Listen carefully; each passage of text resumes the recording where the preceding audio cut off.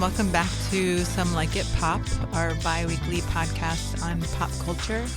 I'm PopCrush managing editor Samantha Vincenti. I'm Ali Zubiak, the associate editor at PopCrush. And I'm a senior writer named Matt Donnelly for PopCrush. Bradley is not here today because he doesn't watch TV. He watched Stranger Things, but we're not talking about that today. Today, we're talking about... We could have talked about Stranger Things, but we're not. I haven't finished it. Okay, so well then we can't. I quite enjoyed it, but anyway. No spoilers. Save it. There are other massive TV events to discuss. There are. Timely. Way more timely. Way more timely. Specifically, two things: the Bachelorette finale and the Hills reunion, Which were Monday and Tuesday nights, respectively. Correct. So, Monday night, let's start with the Bachelorette finale, which Ali and I watched.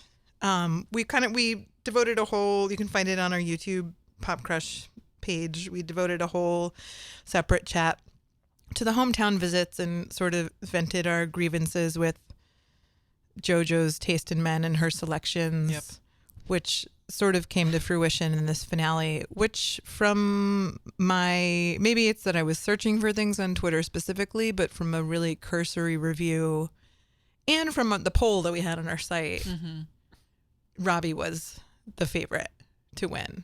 Right. And win JoJo's heart, I guess. But he didn't. But he didn't. Turns out she just, as she did say repeatedly, the thing that she liked the most about Robbie was how in love with her he was. Right. Oh. Yeah. Yeah, ouch, right? I mean, she said it hearing a lot. that for the first time, that just hits you in a certain way. Yeah, it was very much like, I love how he loves me kind of thing.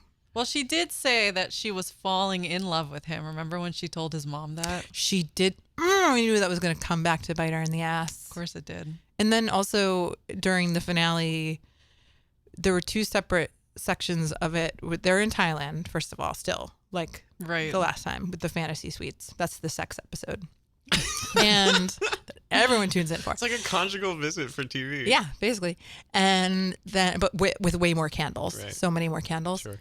And then they both had their separate, both Jordan and Robbie, they both met JoJo's family, who I really wanted to meet JoJo's family and have it all explained to me why she is the way she is, specifically in how unrealistic she is about love and relationships. Right, which she is majorly. But they seemed pretty normal. Yeah, they were normal, especially her dad. Yeah. I thought he was going to be like some domineering...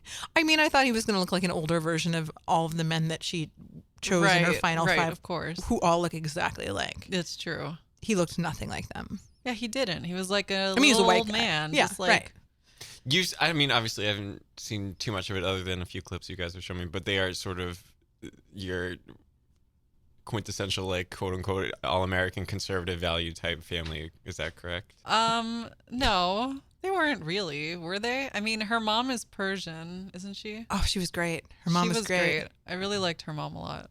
It's so puzzling that her mom was so cool and JoJo is not so cool at all.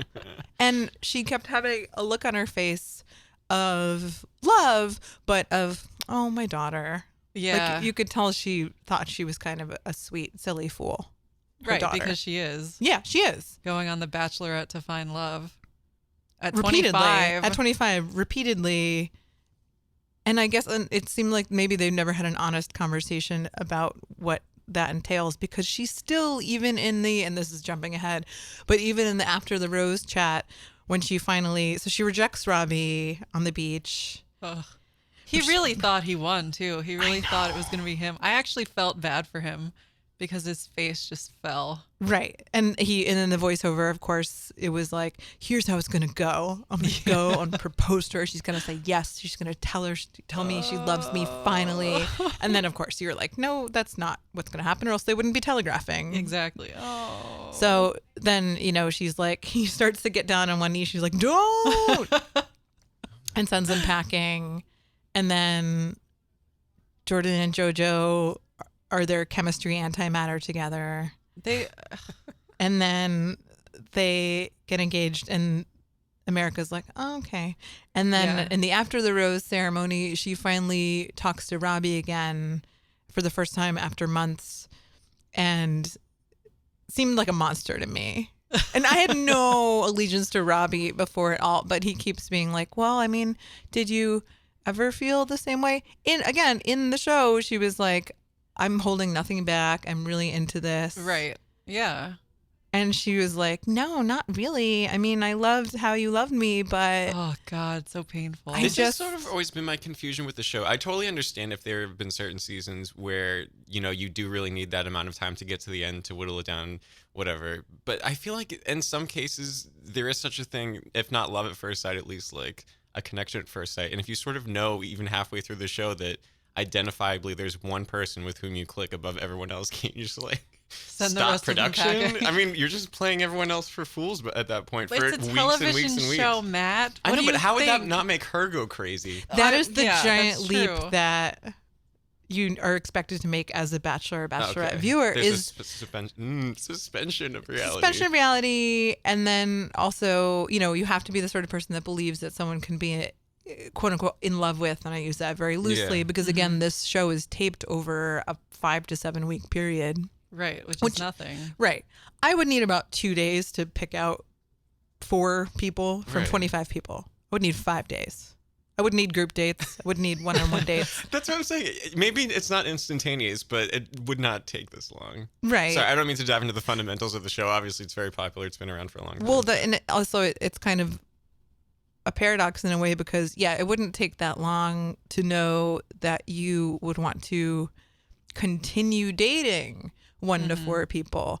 But then it's this immediate jump to the engagement thing. Right. And just the dismissive nature of her saying that to the second place guy, that's what just sort of stood out to me. Just like if even the second place guy didn't, you know, have a chance, and like it's all seems not even close, it seems. Not even close. And he keeps being like, did you ever regret it? Did you ever think about picking me instead? And she's just like, gosh, that's so hard to answer. I'm just so happy right now. I mean, you know, which fair enough. I don't know how you're supposed to answer that question, especially on national TV. Yeah, imagine, yes, I have regrets about who I chose, which I'm sure she probably does now.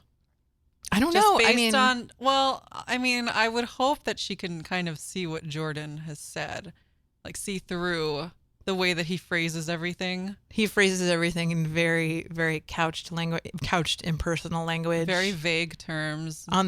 He would be like, yeah, if I'm thinking about taking a knee to do that proposal, maybe. He used the word maybe for sure in the last episode. Yeah, he just kind of does talk about it like he's talking about another game or something. Yeah.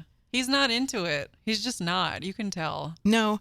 And I would say, and I've watched several other seasons of both The Bachelor and The Bachelorette, and as forced as the entire concept is, there is like a modicum of human emotion in some seasons that I did not see in this season.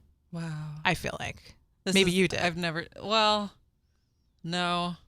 Of actual connection. I didn't really see any. I really didn't, especially between Jordan and JoJo. I mean, I definitely had a feeling that he was going to win from the very first episode. Which took all the excitement out of it. Right. That killed it completely. But I was genuinely hoping that she would send them both home. Even though I knew she wouldn't do that. One of them has done that before, right? I don't know. I think one person. I think so, but she would never do that in 1,000 years. Yeah, she would never. Yeah, she'd rather just pick someone who's not into her. Unoffensive. Yeah. She wanted that ring. Like a bizarre fixation. I mean, that was my biggest problem with this season, was that all 3 of them, and I said this in my recap, all 3 of them were just really wanted to win this thing. Like, there was 2 former competitive athletes who both spoke about it, especially Robbie, who, you know, I do believe had feelings for JoJo, but he, from very early on, was like, I'm going to win this thing. I am seeing myself as a winner. Why would anyone not already see themselves as the victor? Front runner. About it in those terms is very strange. I feel like the genuineness would come from talking about the person and not the whole production. And he did talk about her, particularly towards the end, but he just had this sort of like zealot's eye, burning intensity with this eye on the prize. That was JoJo. That's so weird. And then I can't help but read Jordan as someone who is out to use this as a stepping stone. That's exactly how he comes across. And then JoJo wanted to win the engagement ring and in theory a husband, but I don't even think she's thought that long about what that means yet. So now that the cameras are down, what have they won if not each other? Like what does he even do? What does he want to do? I think Jordan landed some kind of... He landed a gig at SEC ESPN. I don't know what division that of it. is. I don't Some understand. sports thing. Yeah. Probably because of the show, yeah. It's a sports thing. Gotcha. For sure. Yeah. So he's doing sports stuff definitely because of the show.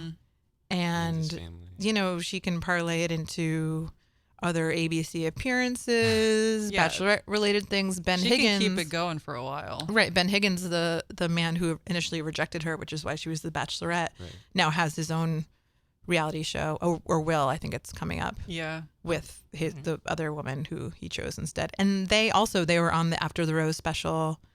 And granted, they've been at this for a longer time on the press trail and everything, but their behavior approximated warm human behavior in a way that was jarringly different when they were directly interacting with Jordan and JoJo at the end. Yeah, that was weird.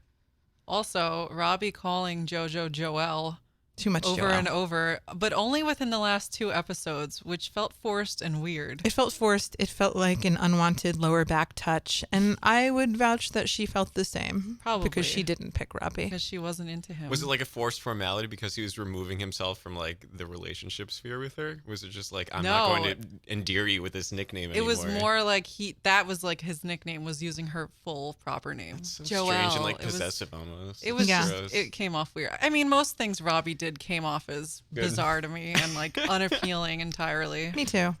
Showing up at her house. Oh God, when she was midway through her date with someone else. Yeah, that was gross. That was I'm romantic. sure the producers egged him on, but he didn't have to do it.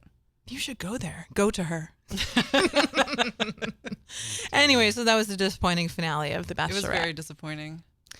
And JoJo, break up with him. JoJo, if you're out there, definitely listening. For Joelle/JoJo. If you need help, blink once into the camera when you're on Dancing with the Stars in a year. It'll happen. So, moving on to the other most important television event of the from week. JoJo to LC. Do you want to take this away, licensed Hills-ologist Matt? So Tuesday night, MTV aired a special called That Was Then, This Is Now, in which Lauren Conrad sort of like chronicled the show since it premiered 10 years ago, and sort of what she's been up to since then, which has included designing 2 fashion lines and getting married to the former band member of Something Corporate, who is now a lawyer. Oh. Is he a corporate lawyer? It's hard to say. He sat in on one of her meetings, so he is possibly a corporate lawyer. A lot of business dealings, but good for her. It is. She seems to be. She's always sort of functioned to me in TV as like, and she said as much. Basically, it was like she's not an intellect, but she just sort of like seemed very sharp the whole time. Yeah, she is very aware of like the purpose she serves. Yeah, and it's amazing that she's somehow turned her stint on the Hills and Laguna Beach into like an actual lifestyle brand. Yeah, you know.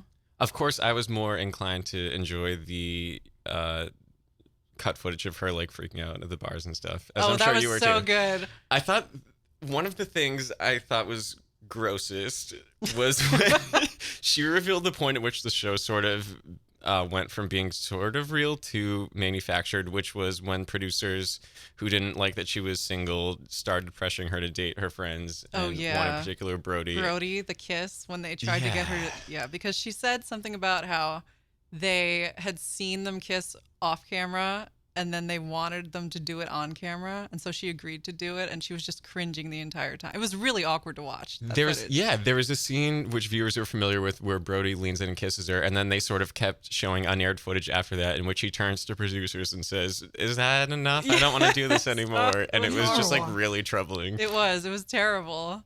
And she said they had no chemistry. She thought it was cute, but that was the long and short of it. So, and the thing I kind of liked about her is she gave them an inch, and then that was it. And then they were sort of existed on the show together, and she sort of just cut that relationship short. But I was How old were they at the time? How old were they?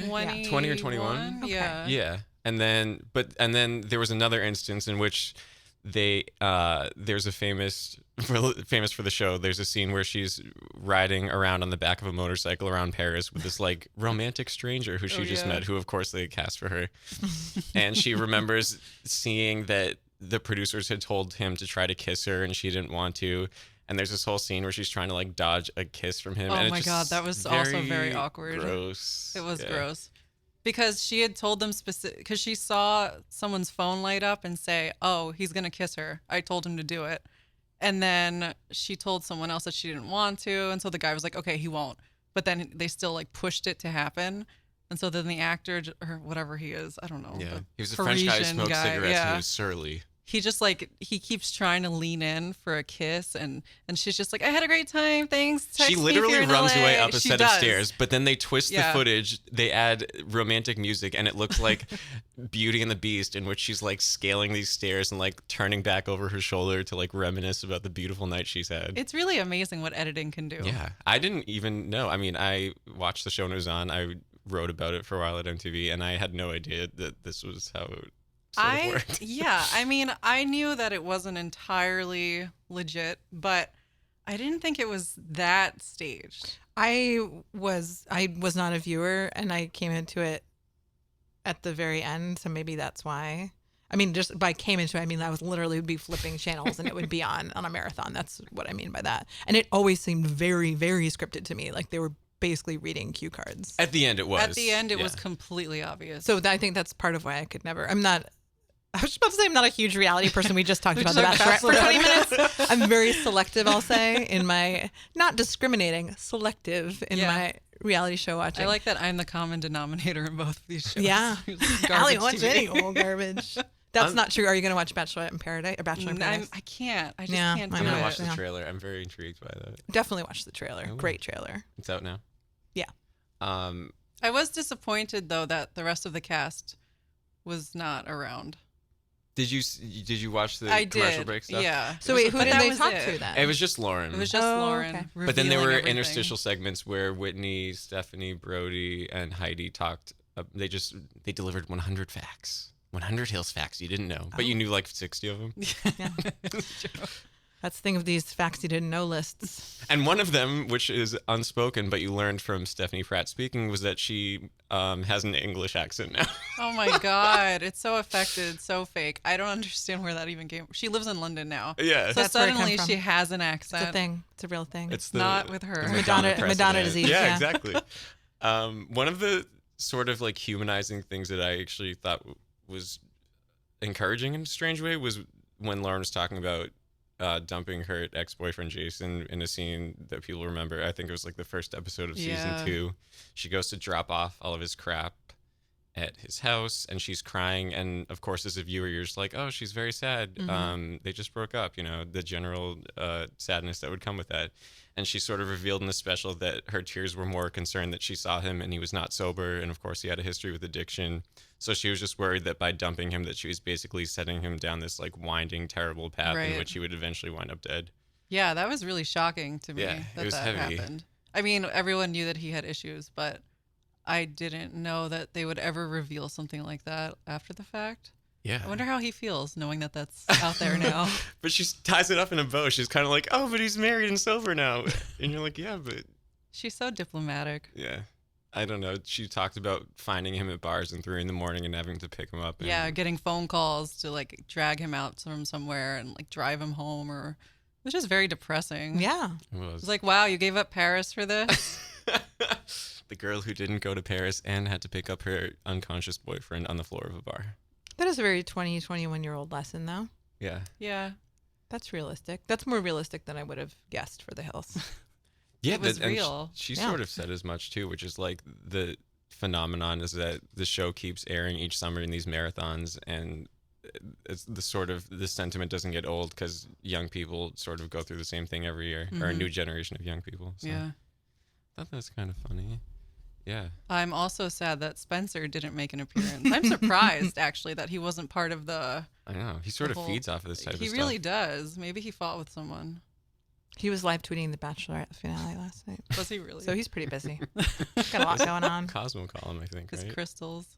Oh yeah, he does have a Cosmo column. Neither, or Kristen wasn't there either. Neither was Audrina. A damn shame. I can't believe this. Yeah, we had an incomplete team here. Wow. And they, of course, Whitney took the chance to call Lady Gaga's costume ugly. She appeared on the show in a season, and they had to fix her catsuit. Wait, Lady Gaga was on a season? A year before she was famous, she was getting styled by Lauren and Whitney when they were interns for Teen Vogue. And interns? Like fake interns. And her catsuit broke, so they had to fix it. But how did they fix it? It was just like Lauren nothing. The zipper was just like caught on the side. Yeah, it looked really intense. The very first time I saw it, I was like, "Oh my god, look at this!" And then I just rewatching it, I was like, "Wait a second, the zipper just got caught. There's nothing thrilling about it." They're heroes, in my opinion. So was your gullibility like a mixture of your youth, lack of savvy that you have now about reality show producer conventions, and everyone's lack of savvy? Not your just personal, but like. I think those were the conventions that were being. I mean, The Bachelor did a lot of them too, but like. Well, the thing is that they weren't conventions at the time, which is sort of what Lauren talked about a lot, which I thought was super interesting. Which was like, at least in the first or couple of seasons, these were very organic things that were happening, and maybe they would have to talk about them a second time, or maybe they would have to plan camera schedules, but they were all pretty organic to what was going on.